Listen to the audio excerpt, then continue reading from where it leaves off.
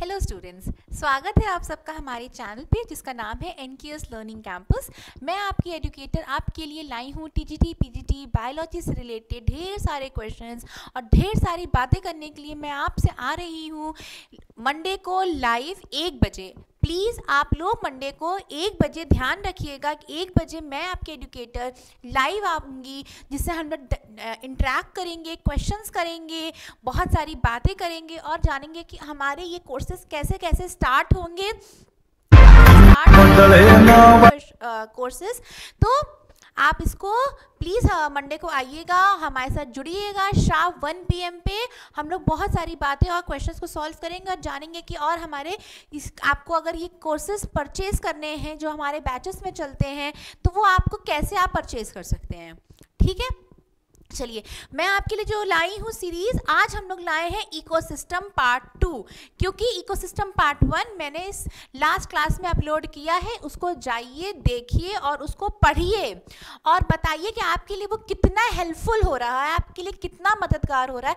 I hope कि वो आपके लिए एक रिवीजन बूस्टर की तरह काम कर रहा होगा, क्योंकि मैं बहुत ही मेहनत से आपके लिए क्वेश्चंस ला रही हूँ, उसको समझा रही हूँ, जिससे आप लोगों के लिए बहुत ही हेल्प हो सके। तो चलिए साथ में पढ़ाई स्टार्ट करते हैं आज अपने पहले क्वेश्चन के साथ, जो कि है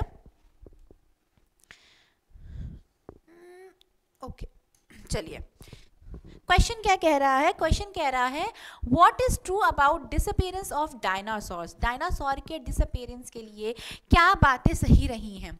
देखिए, डिसअपीयरेंस हो चुका है, एकदम से खत्म हो चुका है, यानी कि एक्सटिंक्ट हो चुका है। एक्सटिंक्ट कोई भी चीज़ होती है यानी कि वो चीज़ ऐसे खत्म हो चुकी है कि अब उसकी आप वो कभी वापस लौट के नहीं आ सकती। वो किसी भी वे में, किसी भी फॉर्म में अब आपको वो नहीं दिख सकता है। वो होता है एक्सटिंक्शन। ठीक है, वो स्पीशीज एकदम से डिसअपेयर हो चुकी है, हमेशा के लिए हो चुकी है, वो कभी आपको नहीं दिखाई देगी।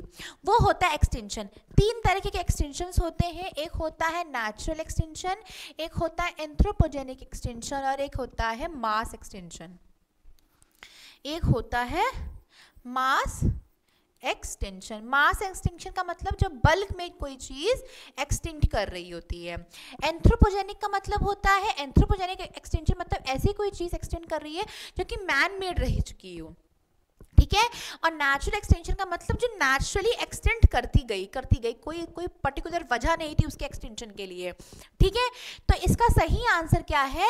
What is true about the disappearance of dinosaur, इसका सही आंसर है केटी बाउंड्री, क्योंकि मास एक्सटेंशन में ही आता है केटी बाउंड्री। चलिए नेक्स्ट क्वेश्चन की तरफ चलते हुए, हमारा नेक्स्ट क्वेश्चन कह रहा है solid waste can be. Solid waste क्या होते हैं।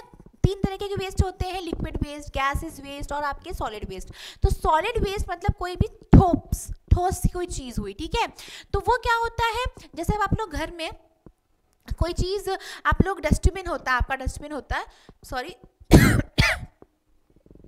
तो डस्टबिन में आपके लिक्विड भी प्रेजेंट होते हैं, आपके सॉलिड भी प्रेजेंट होता है। ठीक है, और उसमें कोई चीज़ें ऐसी होती है, मान लीजिए कि आपके कोई सब्जियों का छिलका है, कोई फलों का छिलका है, कोई ऐसी चीज़ें हैं जो कि बायोडिग्रेडेबल है, जो कि मतलब अगर वो डिकम्पोज होगी तो वो एक उसके एक यूजफुल चीज़ में वो कन्वर्ट हो सकती है। और नॉन बायोडिग्रेडेबल मतलब होता है जो आप डिकम्पोज कर ही नहीं सकते हैं।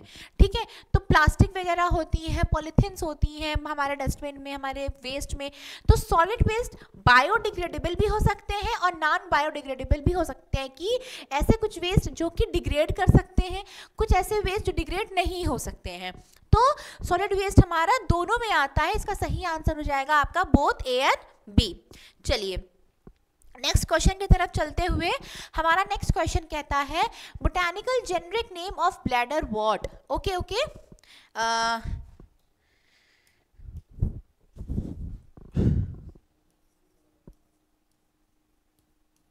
इसको आप ठीक कर लीजिएगा।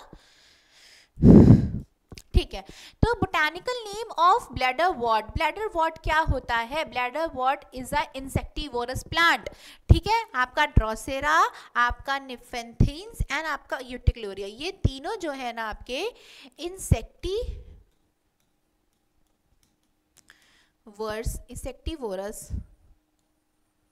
प्लांट्स हैं। इंसेक्टिवोरस प्लांट्स क्या होते हैं। इंसेक्ट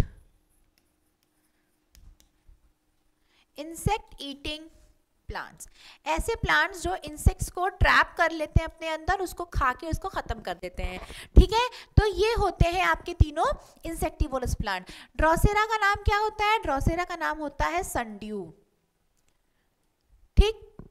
निफेंथीस का नाम क्या होता है? निफेंथीस का नाम क्या होता है, जल्दी बताइए।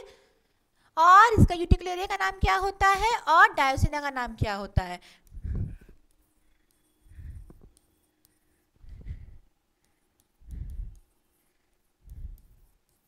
एक सेकंड बच्चों।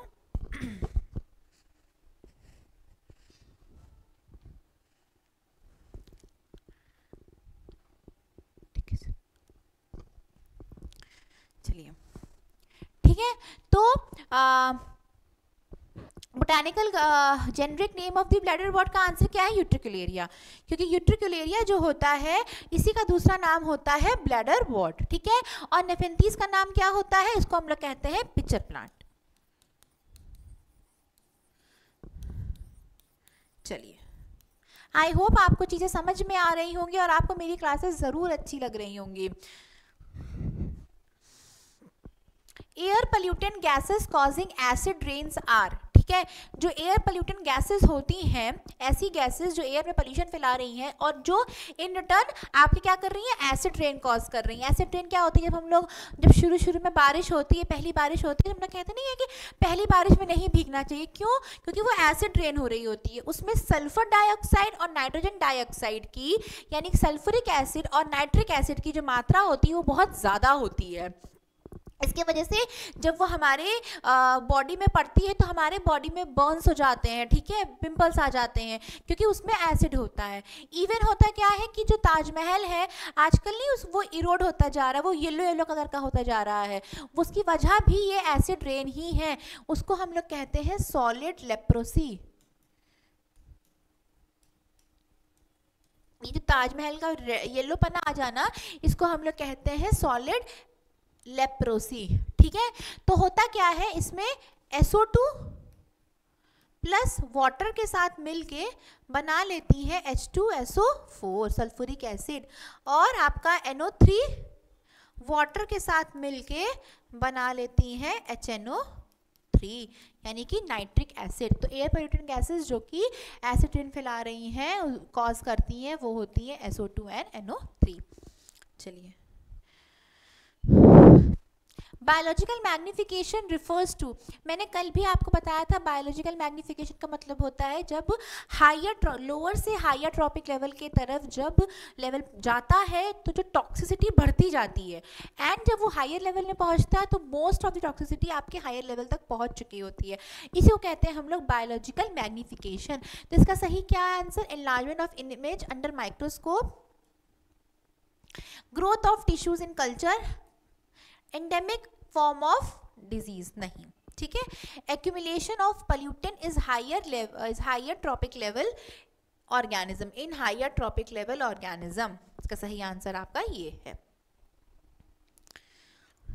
चलिए, the pyramid of biomass will be inverted in the ecosystem, ठीक है। देखिए, 3 तरीके के पिरामिड होते हैं। पिरामिड जो होते हैं आपके, पिरामिड जो बनते हैं ना,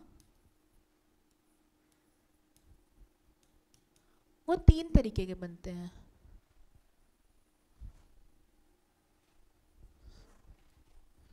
ठीक,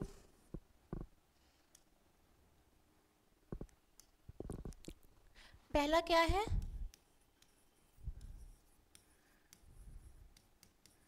pyramid of number,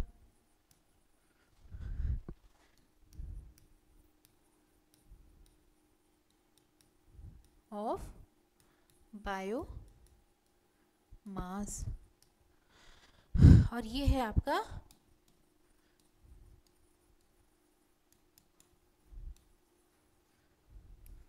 pyramid of energy. तो जो पिरामिड ऑफ नंबर होता है ये हमेशा अपराइट होता है, ये हमेशा अपराइट होता है, ठीक है, ये हमेशा अपराइट बनता है, बट लिखिए ऑलवेज अपराइट,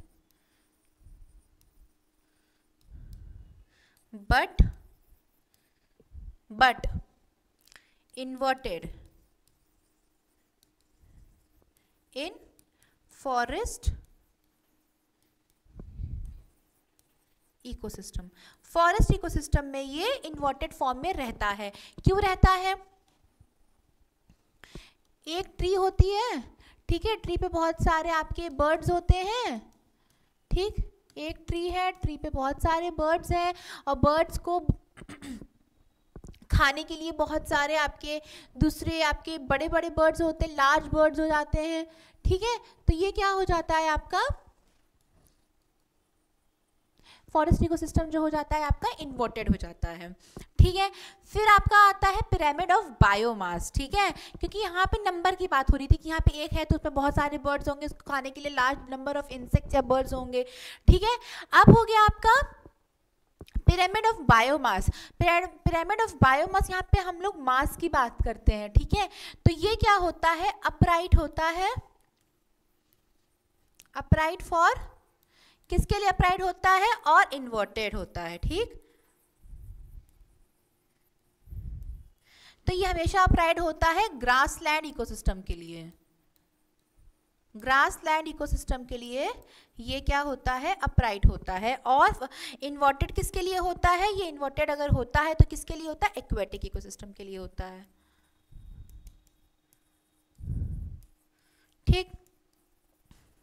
फिर आया आपका पिरामिड ऑफ, हमेशा चाहे कुछ भी हो जाए, हमेशा ऑलवेज अपराइट, क्योंकि एनर्जी कभी लो डायरेक्शन में नहीं जाती, हमेशा नीचे वाले ट्रॉपिक लेवल से हायर ट्रॉपिक लेवल पे जाती है, ठीक है, ऑलवेज अप राइट। चलिए क्वेश्चन की तरफ चलते हैं। The pyramid of biomass will be inverted in the ecosystem of, अभी मैंने बताया कि वो किस में इकोसिस्टम में होगी? पॉन्ड इकोसिस्टम में, एक्वेटिक इकोसिस्टम में ये क्या होगी आपकी?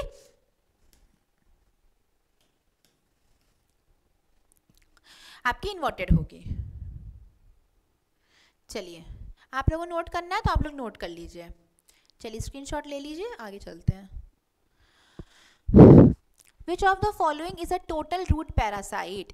टोटल रूट पैरासाइट, अगर टोटल रूट पैरासाइट की बात करते हैं तो कौन आता है?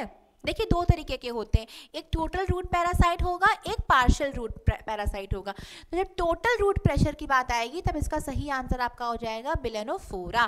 बट यहाँ पे अगर अगर ये आपका हो जाएगा partial root pressure. Root parasite दो चीज़ें होती हैं, root parasite and shoot parasite, stem parasite. तो उसमें जो आपके टोटल रूट पैरासाइट होते हैं उसमें आपका बेलेनोफोरा आएगा, और अगर पार्शियल रूट पैरासाइट की बात करेंगे तो हम लोग उसमें सेंटेलम आएगा। चलिए नेक्स्ट क्वेश्चन की तरफ चलते हैं। नेक्स्ट क्वेश्चन हमारा कह रहा है, आप लोग उसको लिखना है तो लिख लीजिए। When the Project Tiger was started in India, India में प्रोजेक्ट टाइगर कब स्टार्ट हुआ था? इंडिया में प्रोजेक्ट टाइगर कब स्टार्ट हुआ था? 1 अप्रैल 1973। These food chains which begin with the death of, ठीक है, डेथ ऑफ ऑर्गेनिज्म, ठीक है, तो डेथ ऑफ ऑर्गेनिज्म का अगर होगा ऑफ ऑर्गेनिज्म, ठीक। देखिए दो तरीके की फूड चेन होती है। फूड चेन जो होती है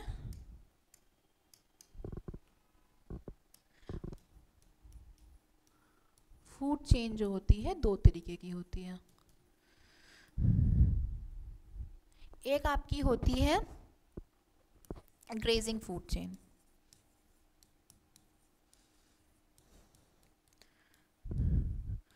और ये आपकी होती है डेट्रिटस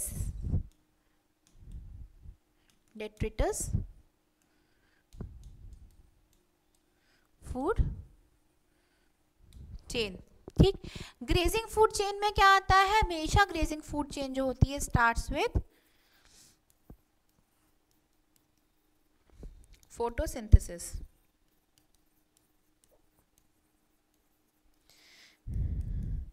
ग्रेजिंग फूड चेन हमेशा क्या होती है? फोटोसिंथेसिस से स्टार्ट होती है हमेशा, जिससे ऑटोट्रॉप्स होते हैं उनमें पाई जाती है ये, ठीक है, found in autotrophs.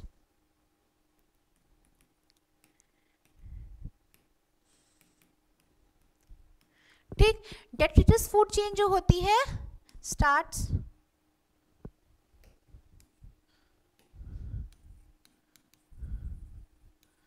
Starts with decomposer, ठीक है, हमेशा डीकम्पोजर्स में ये पाई जाती है, हमेशा डेड पार्टिकल से, dead starts with dead organism, ठीक। तो हमारा क्वेश्चन क्या था, हमारा क्वेश्चन था कि these food chains which begin with the death of organism, तो इसमें क्या आंसर आ जाएगा आपका, डेट्रिटिस फूड चेन। चलिए नेक्स्ट क्वेश्चन की तरफ चलते हुए, हमारा आज का 10th क्वेश्चन है, the phylloclade is a modification of, देखिए 3 चीजें होती हैं,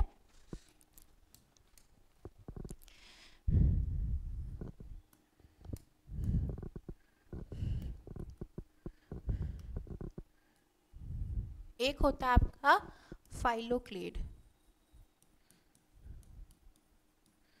ठीक, एक आपका होता है cladode,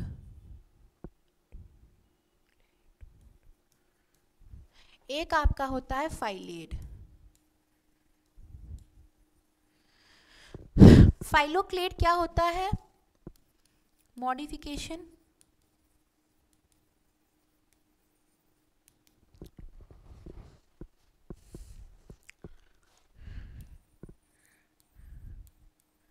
modification of stem. Cladode क्या होता है,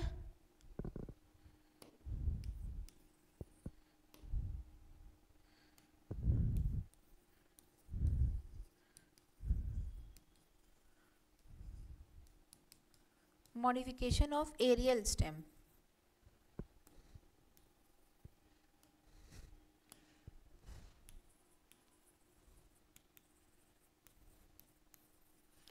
और आपका फाइलेट का मतलब होता है modification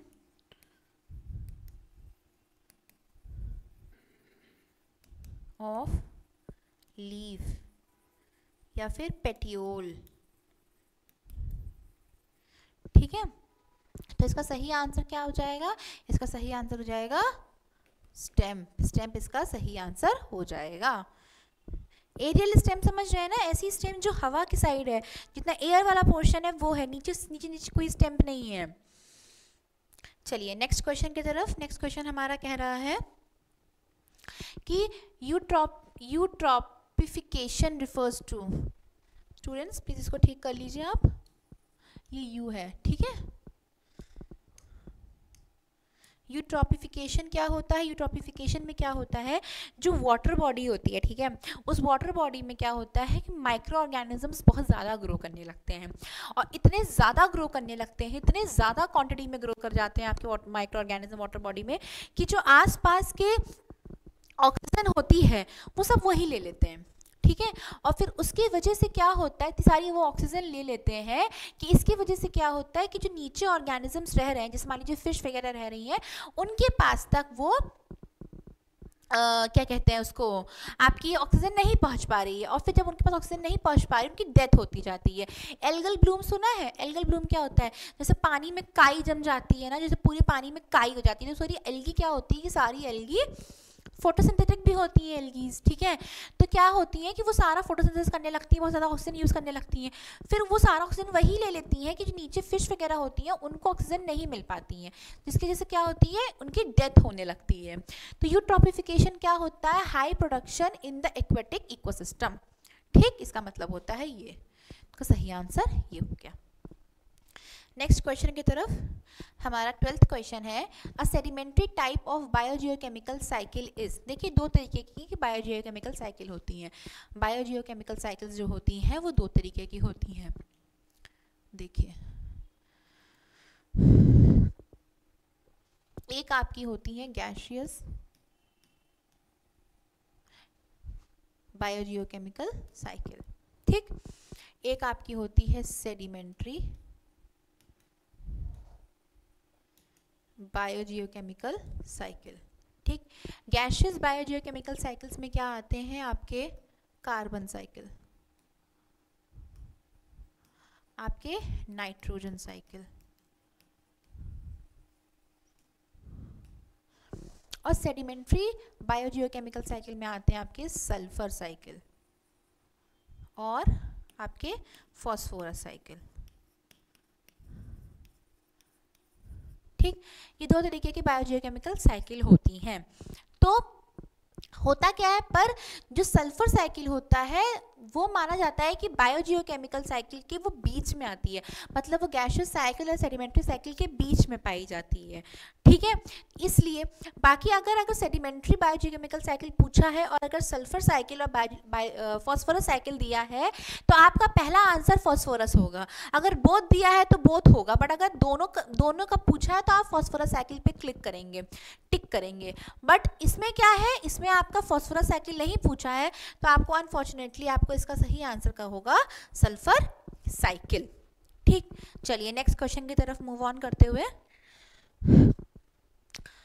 thickness of ozone layer is measured in terms of, thickness of ozone layer को हम लोग कैसे मेजर करते हैं, उसको हम लोग मेजर करते हैं डॉप्सन यूनिट में। नॉर्मल थिकनेस जो होती है,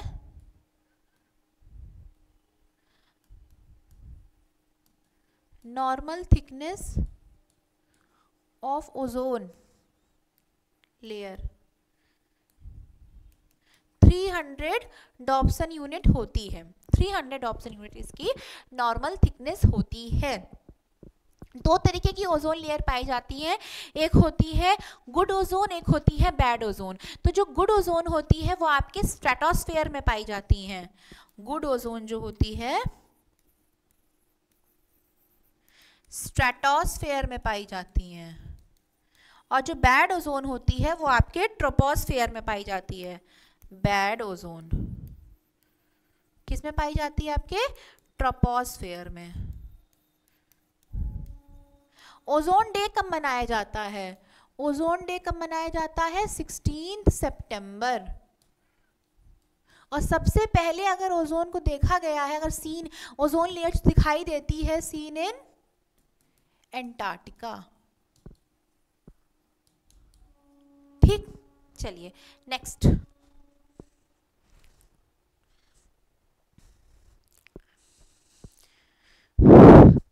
which of the following is a saprophytic plant, इसमें से कौन सा सैप्रोफिटिक प्लांट है। इसका सही आंसर है आपका मोनोट्रोपा। मोनोट्रोपा इसका सही आंसर है। चलिए, sacred groves are found in, sacred groves क्या होते हैं, मतलब कोई एक जंगल में कोई एक पर्टिकुलर एरिया है, उस पर्टिकुलर एरिया को आपने क्या बना दिया, इन सीटू कंजर्वेशन कर दिया उस जगह पे। मतलब उस पर्टिकुलर एरिया में जो भी प्लांट्स हैं, जो भी एनिमल्स हैं, वो वहीं रहेंगे और वहीं वो कंजर्व होंगे, ना ही वो उनको कहीं से ले जाया जाएगा, ना ही उन यहाँ पे कुछ और लाया जाएगा।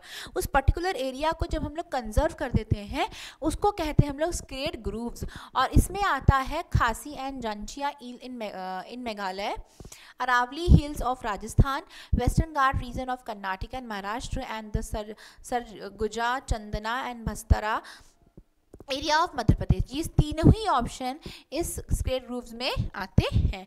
तो ए, बी एंड सी ये तीनों आंसर सही हो जाएंगे।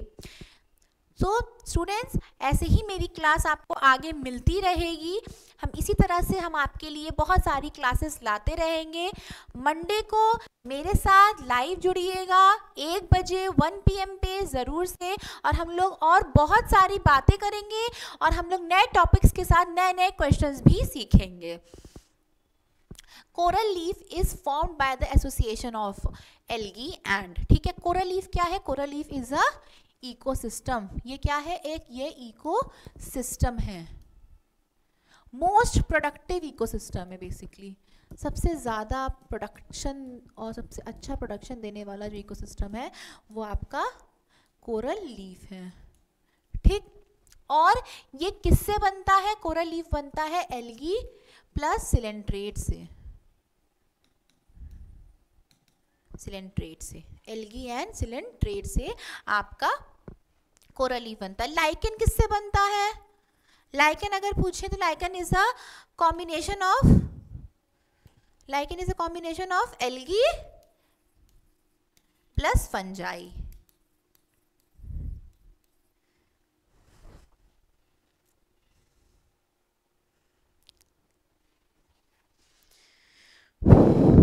Bhopal gas tragedy in 1984 was due to the release of, Bhopal gas tragedy कब हुई थी, 2 से 3 दिसंबर के बीच में इसको माना जाता है। क्यों? क्योंकि ये रात में 2 बजे के रात में हुई थी, करीब 11-12 बजे। तो कंफर्म नहीं है कि मतलब ये 11 बजे हुई थी कि 12 बजे हुई थी कि एग्जैक्टली कितने बजे हुई थी, इसलिए माना जाता है कि 2 से 3 तारीख दिसंबर के बीच में ये भोपाल गैस ट्रेजेडी हुई थी। हुआ क्या था कि एक गैस थी जिसको हम लोग कहते हैं मिथाइलोसाइनेट। ये क्या हुई थी कि ये बहुत पूरी जगह फैल गई थी, ठीक है, एंड करीब 3800 लोग मरे थे, ठीक है। तो ये होता है आपका, तो ये किसकी वजह से हुआ है? फॉस्फोजीन एंड मिथाइलोसाइनेट। चलिए नेक्स्ट क्वेश्चन हमारा था indicator species of water pollution. Water pollution जो होता है उसका जो इंडिकेटर स्पीशीज है, मतलब ऐसी कौन सी स्पीशीज से पता चलता है कि हाँ वाटर पोल्यूशन हो रहा है, क्योंकि वो स्पीशीज में चेंजेस आने लगते हैं, ठीक है। तो उसको हम लोग कहते हैं ट्यूबिफेक्स। फिर unshaped population age represent age pyramid represent, ठीक है। तो चलिए 3 तरीके के होते हैं एज पिरामिड्स। एज पिरामिड्स जो होते हैं वो 3 तरीके के होते हैं। एज पिरामिड जो होते हैं वो 3 तरीके के होते हैं।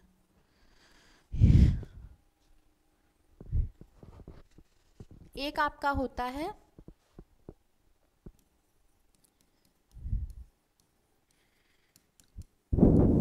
एक्सपैंडिंग पिरामिड,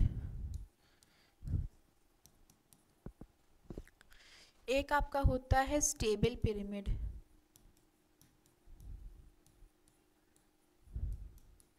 या फिर इसको हम लोग कहते हैं बेल शेप्ड पिरामिड, ठीक। और एक आपका होता है डिक्लाइनिंग पिरामिड, या हम लोग कहते हैं इसको अनशेप्ड, ठीक। इसमें क्या होता है, पिरामिड जो बनता है ऐसे बनता है, ठीक, ऐसे। यहाँ पे जो लोग हैं वो आपके प्री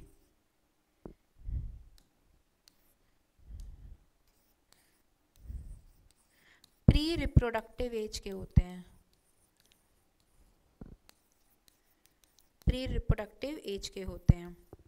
यहाँ जो लोग होते हैं वो आपके रिप्रोडक्टिव एज के होते हैं,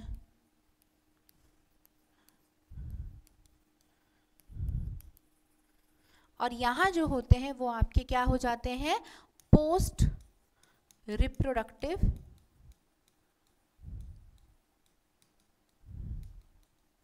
एज, ठीक। मतलब होता क्या है एक्सपैंडिंग पिरामिड में, मतलब कि जो प्री रिप्रोडक्टिव एज है, जो छोटे बच्चे हैं अभी, उनकी तादाद बहुत ज़्यादा होती है, ठीक है। उसके बाद आपके आते हैं रिप्रोडक्टिव एज। रिप्रोडक्टिव एज के लोग जो होते हैं रिप्रोडक्शन कर सकते हैं, उनकी मतलब कि नंबर थोड़ा सा इनसे कम होता है, और पोस्ट रिप्रोडक्टिव की क्या होती है, बहुत ही कम होती है, इसका मतलब डेथ ज़्यादा हो रही है। स्टेबल या फिर बेल शेप में ऐसे होता है।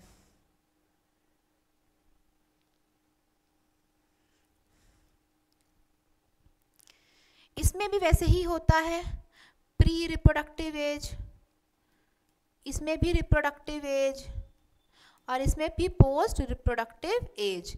इसमें भी क्या होता है, प्री रिप्रोडक्टिव एज और इसमें रिप्रोडक्टिव एज में जो नंबर है वो ऑलमोस्ट सेम होते हैं, बट हाँ पोस्ट रिप्रोडक्टिव इसमें बहुत ही, इसमें भी कम होता है।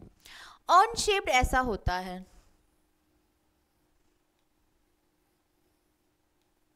जिसमें प्री रिप्रोडक्टिव एज जो होती है वो बहुत कम होती है, रिप्रोडक्टिव एज बहुत ज़्यादा होती है, और इसमें क्या होता है आपका प्री रिप्रोडक्टिव, पोस्ट रिप्रोडक्टिव में क्या होता है वो भी बहुत कम होती है। जो सबसे ज़्यादा इसका मतलब एक्सपैंडिंग होगी, क्योंकि इसमें क्या हो रही है, जो बहुत ही ओल्ड एज वाले हैं वो ख़त्म होते जा रहे हैं, और जितनी ज़्यादा टीनेजर्स हैं तो फिर वो उससे क्या होगा कि ग्रोथ ज़्यादा होगी। तो जो एक्सपैंडिंग है, सबसे ग्रोइंग पिरामिड होता है वो एक आपका एक्सपैंडिंग पिरामिड होता है।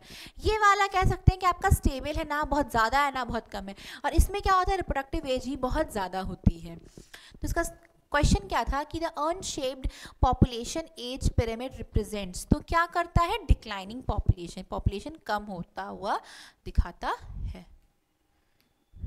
ठीक, चलिए नेक्स्ट क्वेश्चन की तरफ चलते हैं। हमारा आज का आखिरी क्वेश्चन, उसके बाद हम लोग मंडे को मिलेंगे 1 बजे अपने लाइव क्लास में। हम लोग लाइव कनेक्ट करेंगे और बहुत सारी हम लोग उसमें चीज़ें सीखेंगे।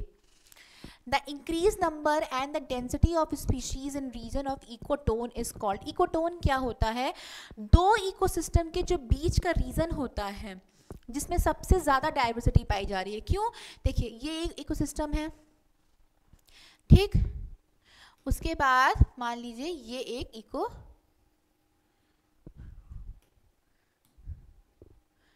और यहाँ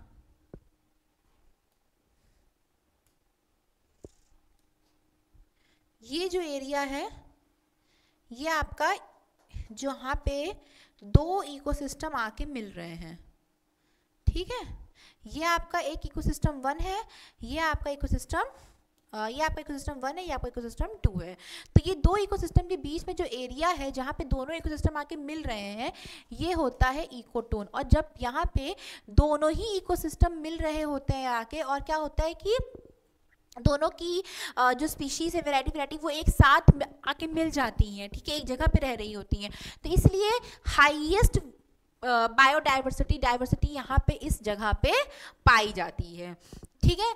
इस इफेक्ट को कहते हैं हम लोग एज इफेक्ट। इस इफेक्ट को हम लोग कहते हैं इसको हम लोग कहते हैं एज इफेक्ट। चलिए फ्रेंड्स, आज की क्लास यहीं ख़त्म करते हैं, और मेरी क्लास को आप लोग जितना प्यार दे सकते हैं प्यार दीजिए। आप लोग इस पर कमेंट कीजिए, मुझसे पूछिए कि आपको क्या चीज़ें अच्छी लग रही हैं, क्या चीज़ें ख़राब लग रही हैं। मुझे आपके कमेंट्स पढ़ के बहुत ही अच्छा लगेगा, मुझे एक एनर्जी मिलेगी, हाँ, कि मैं आप लोग के लिए और अच्छा से अच्छा करके ला सकूं। और हम लोग मंडे को मिलेंगे लाइव, आप ज़रूर आइएगा। हम लोग बहुत सारी बातें करेंगे, नई नई चीज़ों के बारे में जानेंगे एक दूसरे, और हम लोग नए नए टॉपिक्स के बारे में भी जानेंगे। और हम लोग जानेंगे कि हमारे कोर्सेज आप कैसे खरीद सकते हैं, कैसे आप और अच्छी डिटेल में पढ़ाई कर सकते हैं। ठीक है दोस्तों, जुड़े रहिए हमारे साथ, हमारे चैनल के साथ जिसका नाम है NKS लर्निंग कैंपस। मैं आपकी एजुकेटर वसुधा आपके लिए और नई नई वीडियोस लाती रहूँगी, और आप मेरे साथ उतना ही योगदान देते रहिए। Thank you so much.